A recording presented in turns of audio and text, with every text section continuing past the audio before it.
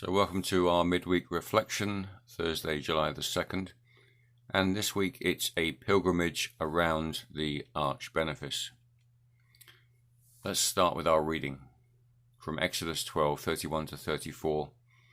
And the theme is deciding to go. Then Pharaoh said, "Rise up, go away from my people, both you and the Israelites. Go worship the Lord as you said. Take your flocks and your herds as you said, and be gone, and bring a blessing on me too." The Egyptians urged the people to hasten their departure from the land, for they said, "We shall all be dead." So the people took their dough before it was leavened, with their kneading bowls wrapped up in their cloaks on their shoulders. Commentary comes from New Daylight, Sally Welch from the Bible Reading Foundation. So begins one of the founding events of the Jewish faith, the escape of the children of Israel from slavery in Egypt to the Promised Land, and what a hasty, hurried event it was. The evening had been spent making what preparations they could for departure, gathering up clothes and possessions into easily portable bundles, making sure small children and animals would be kept safe, saying farewell to familiar surroundings. Then the hours of anxious waiting before the final command, initiating that great rush to join the streams of people, leaving the land of captivity and heading towards the unknown. Most pilgrimages do not begin like this.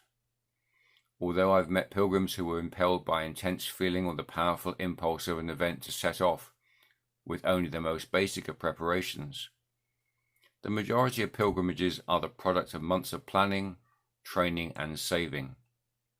The project of making a pilgrimage often springs from a small seed of an idea. Watching a program on television, meeting someone who's done a similar journey, or reading an inspirational book. Or a pilgrimage can have been a long-term ambition, the pilgrim waiting patiently for the right time and situation before finally committing themselves to the journey. Similarly, with our faith journey, we may be impelled to seek God through a crisis, or we may spend much time in debating and pondering on the nature of the unknown. Others may have experienced faith-based living all their lives.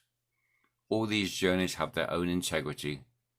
All that matters is that we decide to set out. So let's talk about the ARCH Benefice pilgrimage.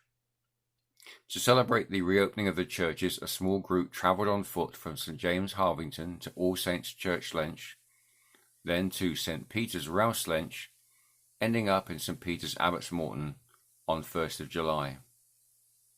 This was Reverend Richard's seed of an idea and builds on his Camino Way sabbatical pilgrimage last autumn. We were joined by friends across the benefice along the way and to join in private prayer in the churches. Each prayer time was concluded by saying the grace, and this was recorded in each church, as you'll see next. So here we are at the start of the pilgrimage, 1st of July. Now the pub's closed, so we're not going in there. So we're going to St James Harvington. The first of the 4 churches we'll be visiting on our walk round this morning. So it's a bit of a rainy day. Being joined by Richard very shortly for morning prayer.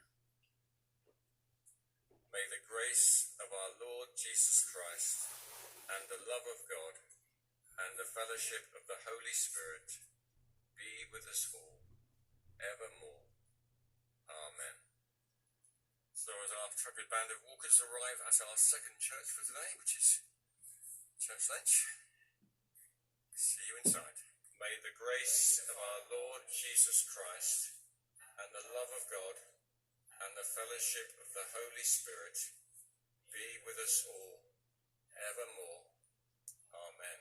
So here we are between Church Lench and Rouse Lench, lovely view of Morphans and the sheep.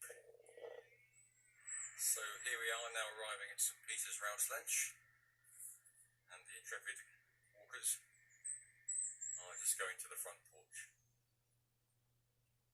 Grace of our Lord Jesus Christ and the love of God and the fellowship of the Holy Spirit be with us all, evermore. Amen.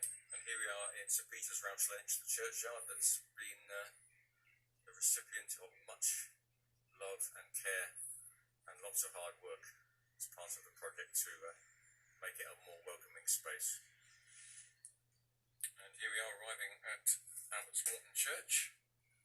Again, intrepid explorers, having left the sheep behind in the field.